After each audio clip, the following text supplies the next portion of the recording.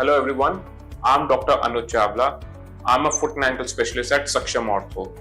तो अब हम इस वीडियो में बात करने वाले हैं सर्जरी के बारे में। तो जैसा मैंने पिछले वीडियो में कहा था कि no non operative treatment can straighten a toe which is already crooked. आपको अगर पैर का जो अंगूठा है वो टेढ़ा हो गया है और उसको सीधा करना है तो हमें उसको सर्जिकली ही सीधा कर सकते हैं। अब बात आ जाती है कि क्या पेनलेस टो को हमें सीधा करना चाहिए। अगर आपको कोई भी सिम्टम्स नहीं है, और जब मैं सिम्टम्स की बात कर रहा हूं वो मैं ये नहीं कह रहा कि आपके पैर के अंगूठे में सिम्टम्स है। अगर आपको सिम्टम्स जो है पैर के किसी और एरिया में नहीं है, जैसे सेकंड टो या थर्ड टो पे ट्रांसफर मेटाटार्सैल्जिया, अगर वो भी नहीं है तो सर्जरी की जरूरत नहीं है। लेकिन अगर आपको कोई भी सिम्टम्स है which can be attributed to your deform toe, तो फिर हमारे को सर्जरी की जरूरत पड़ेगी अगर हमारा नॉन ऑपरेटिव ट्रीटमेंट काम नहीं कर रहा है।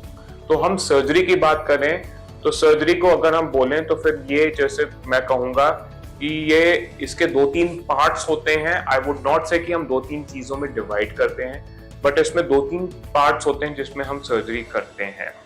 तो सर्जरी में हम 3 चीजें नॉर्मली करते हैं। फर्स्ट ऑफ ऑल, जो प्रोमिनेंट बनियन है उसको हम निकालते हैं, जिसको हम कहते हैं बनियनेक्टमी। सेकेंड थिंग, हम सॉफ्ट टिश्यूज जो कि टाइट है, जो कि फर्स्ट और सेकेंड टो के बीच में है, इसका रिलीज करते हैं। इसको हम कहते हैं लेटरल सॉफ्ट टिश्यू रिलीज। और हाँ, जब हम रिलीज कर रहे हैं तो इवेंचुअली हम जो मीडियल साइड का सॉफ्ट टिश्यू है इधर का, उसको हम प्लाइकेट भी कर रहे हैं, उसको हम टाइटन अप भी कर रहे हैं। The third and the most common or the most important thing is osteotomy. Osteotomy क्या होता है कि हम हड्डी को काट के उसको थोड़ा अलाइन करते हैं और उसके बाद उसको फिक्स कर देते हैं with the screws. तो ये हमारा जो टेक्निक है, this is the most important thing, जिसमें हम तीनों चीजें कर रहे हैं। Removal of the bunion, balancing of the soft tissue by releasing on the outer side and plication on the inner side, and osteotomy in which we cut the bone और उसको align करके उसको फिक्स कर देते हैं। तो ये हमारी सर्जरी है।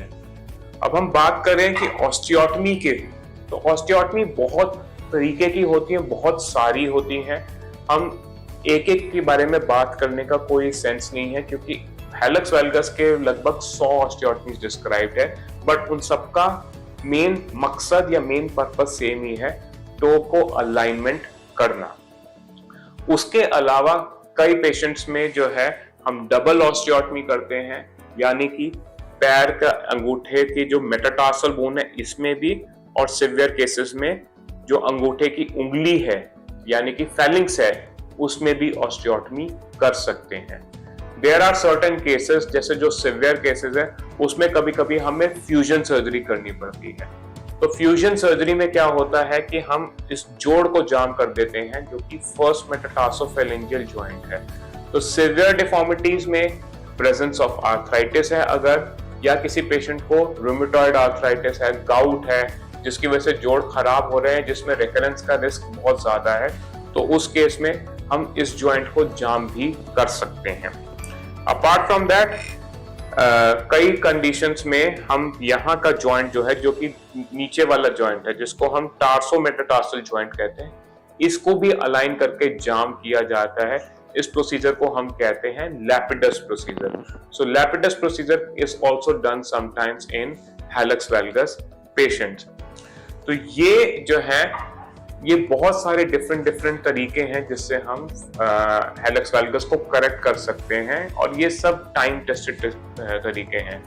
जो नया आया है आजकल, जो अभी इंडिया में इनफैक्ट है नहीं और हम ला रहे हैं, होपफुली हम अगले कुछ महीनों में उसको इंडिया में भी ले आएंगे, वो है मिनिमली इन्वेजिव सर्जरी, या जिसको MIS कहते हैं। तो MIS सर्जरी स्पेशली जो है वो बनियन या टो डिफॉर्मिटीज के लिए ही बनी हुई है। तो उसमें क्या करते हैं कि हम छोटे छोटे कट्स देके उससे हम हड्डी को काट के उसको अलाइन करके फिक्स करते हैं। उससे क्या होता है कि उसमें रिकवरी फास्ट होती है, bone healing for that matter better है, बिकॉज आप बहुत बड़ा कट नहीं दे रहे हो, और रिस्क एंड साइड इफेक्ट्स कम है।